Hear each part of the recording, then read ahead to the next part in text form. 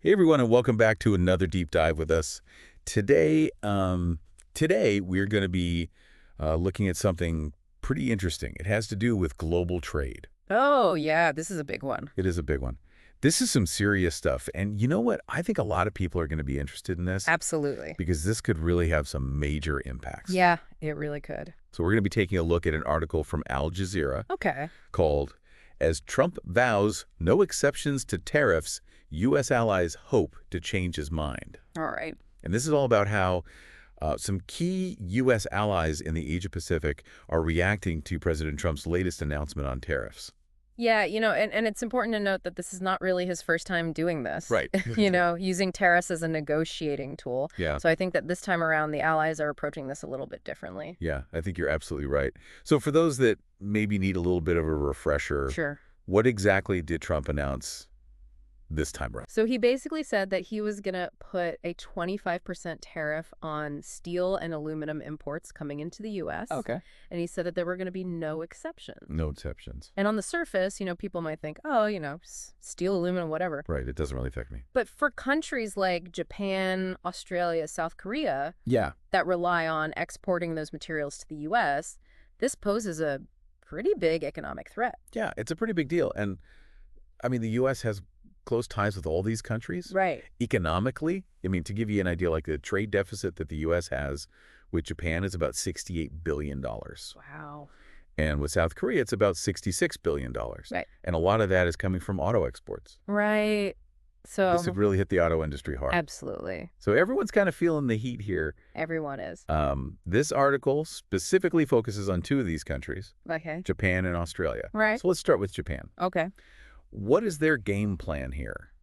How are they trying to get around this? Or Well, it seems like they're taking a much more let's work together kind of approach. yeah, Prime Minister Shigeru Ishiba actually recently met with Trump okay, and committed to increasing imports from the U.S. okay, And also, Japan's been kind of playing up their really vital role in the high-tech industries that the U.S. relies on. so they're really saying, hey, we're valuable partners here. Let's not rock the boat too much. Exactly. And they're actually putting their money where their mouth is. Oh, really? How so? So they've been the top foreign investor in the U.S. for the past 5 years. Wow, And they've announced plans for another $1 trillion in investments. that's a lot. It's a lot. And that includes in really cutting edge areas like artificial intelligence. So they are serious. They are. Now, but will this work with Trump? I mean, That is the million-dollar question. he doesn't exactly have a reputation for being easily swayed by things like this. Right. He doesn't. And you also have to remember that Japan has a really large trade surplus with the U.S., Right. meaning they sell a lot more to us than they buy from us. So that gives the U.S. a very strong incentive to impose these tariffs. Yeah, I see what you mean. And also, one expert from Oxford Economics, Shigeto Nagai, Okay. he points out that Japan also has this technological advantage in a lot of key areas like semiconductor equipment and materials, so it wouldn't be easy for the U.S. to quickly find substitutes. Yeah, I can definitely see that. So Japan is kind of in a bind here because they need the U.S. market. Mm-hmm. But at the same time, they also hold some pretty valuable cards. Yeah. I mean, it makes me wonder, is this huge investment strategy a sign of confidence, or is this just desperation? Well, I think that speaks to the complex calculations that are happening, Right. behind the scenes. Behind closed doors. Exactly. They're really trying to figure out, okay, how do we leverage our strengths Right. and minimize the potential damage here? Minimize the damage. But whether it'll be enough to secure an exemption, Who knows? we'll have to see. It's a gamble for sure.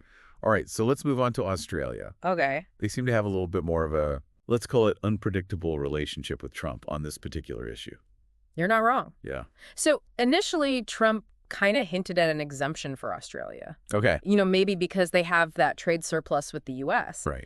But then his advisor, Peter Navarro, completely contradicted him Really? and said that Australia was actually hurting the U.S. aluminum market. Oh, wow. So mixed messages. Very mixed messages. And I think that just goes to show how unpredictable things can be Right. when you're dealing with the Trump administration.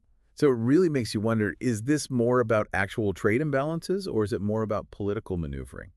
That's a great question, and I think it's worth noting that Australia's aluminum exports to the U.S. did surge after Trump's first election in 2016. Okay. They actually peaked at 269,000 tons in 2019, but they fluctuated a lot since then. Oh, so it's not so cut and dry. It's really not. So it sounds like Australia is really walking this tightrope here, trying to balance their economic interests with, Yeah. the delicate nature of their relationship with the U.S. It's definitely a tough spot for them to be in. Yeah, they are. And this uncertainty that's surrounding all of this just makes it that much harder to even plan their next move. Right. Okay, so we've got Japan taking this long game approach with all these investments. We've got Australia, who's kind of caught in the middle of this diplomatic Tug of war. tug of war. Yeah. But there's a really important piece of the puzzle Okay. here that we haven't really talked about yet. What's that? And that is Trump's track record. Ah, Because he has used these tariffs before. he has. And looking back at how he's handled them in the past, I think that can give us some really valuable clues about what might happen this time around. Absolutely. So let's actually dig into that a little bit. Let's do it. Let's take a look at Trump's history with tariffs. I'm excited. I think this will be good. Yeah. We'll be right back. Okay. Okay, so we're back, and we're going to get into some history here All right. with these tariffs. You mentioned that Trump has actually done this before, right? Oh yeah, he has. He's used tariffs before, and I think it was back in 2018 Right. when he first imposed these steel and aluminum tariffs. Right. And he also said no exceptions then too, but Right. he actually ended up exempting Australia. Oh, really? Yeah, he cited the, strong security relationship between the two countries. Okay, so he has changed his mind in the past. He has. That's got to give Australia a little bit of hope, right? Yeah, maybe. But we also have to remember that South Korea got a special deal too back then. Oh, really? What was that? So they got a duty-free steel quota. Right. So they were allowed to export a certain amount of steel without having to pay those tariffs. I see. But Japan, Japan got nothing. no special treatment. Wow, so even when he did make exceptions, it wasn't exactly consistent. Right, it really wasn't. And then to make things even more complicated, the Biden administration came in Right. and they eased some of those tariffs on Japanese steel in 2022. Okay.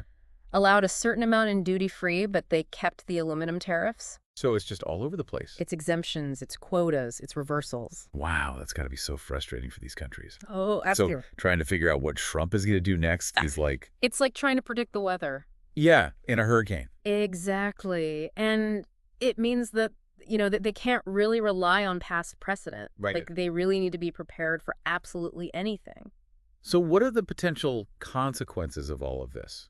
I mean, we've talked about the economic impact Right. in the short term, but what about long term? Like, are there any of the ripple effects we should be thinking about? Yeah, I think that's where things get really, really interesting because these tariffs could really reshape global supply chains, like Wow. accelerate some of those trends that we're already seeing. Okay, I'm intrigued.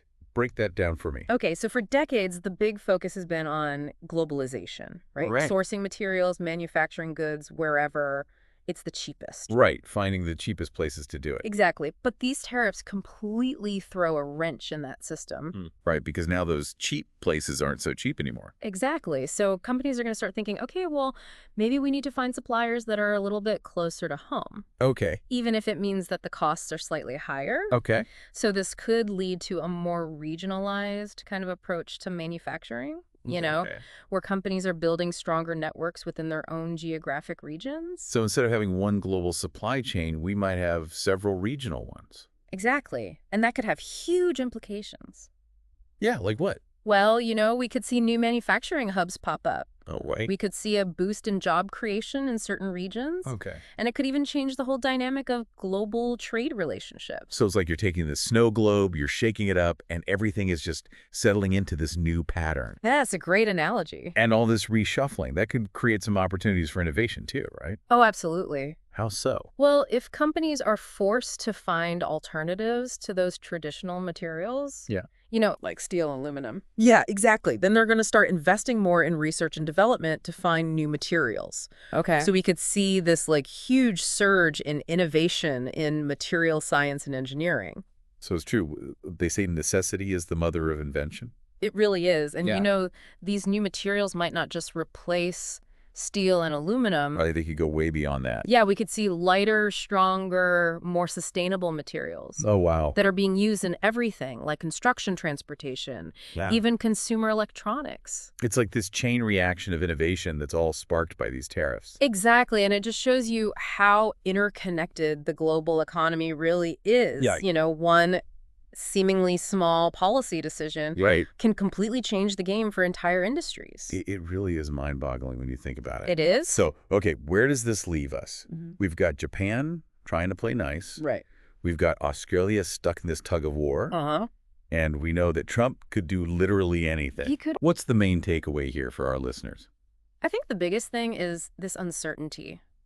We are living in a world that is increasingly uncertain and volatile. Yeah, no doubt. And that's not just with global trade. That's with technology, geopolitics, Everything. Pretty much everything. So it sounds like being able to adapt and being willing to embrace change. Yeah. That's more important now than ever. It really is. And I think staying informed is key. By understanding these really complex issues, it helped us navigate these choppy waters. Yeah, for sure.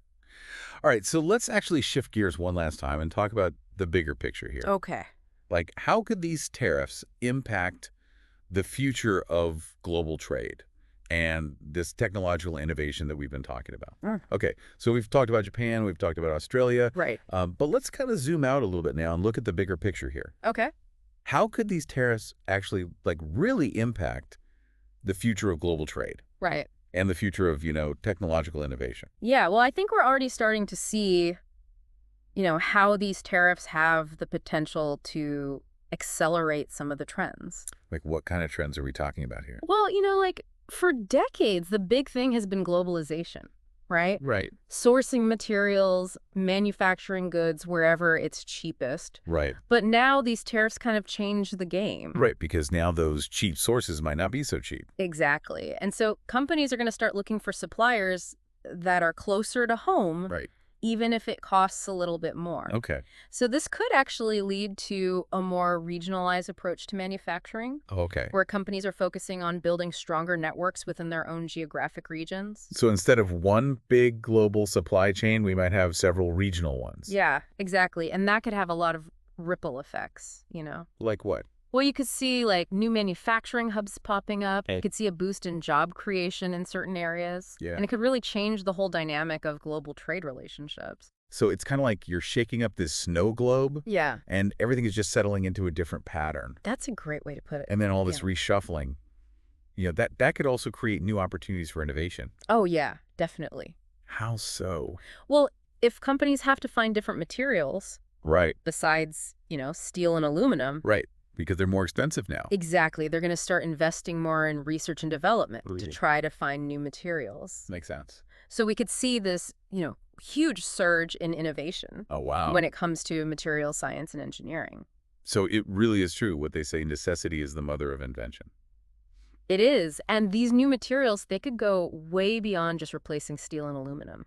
Oh, really? Yeah. We could see lighter, stronger, more sustainable materials. Wow. Being used in everything. Like, think about construction, transportation, consumer electronics. Yeah, that's amazing. So it's like this chain reaction of innovation that's all triggered by these tariffs. It really makes you think. It does. So what's the bottom line for our listeners? I mean, what should they really be taking away from this whole conversation that we've had today? Well, I think the biggest thing is that we're living in a world that is just full of uncertainty. Right. And things are changing constantly. And it's not just trade. It's everything. It's everything. It's trade. It's technology. It's geopolitics. It's our daily lives. Exactly. Yeah. So I think being adaptable and being willing to embrace change, that's more important than ever. Absolutely. And staying informed. Yes. That's key. So important. Yeah. Because, the more that we understand these complex issues, the better we can navigate all this stuff. Exactly. Well said. Well, thank you so much for joining us today for this deep dive. It's been a pleasure. Into the world of tariffs and global trade and technological innovation. It's been a really fascinating conversation. It has. And don't forget to subscribe to the deep dive for more deep dives into, all these pressing issues. We'd love to hear your thoughts. So leave a comment down below and let us know what you think about all of this. Yeah. What do you think is going to happen? Until next time, stay curious, everyone.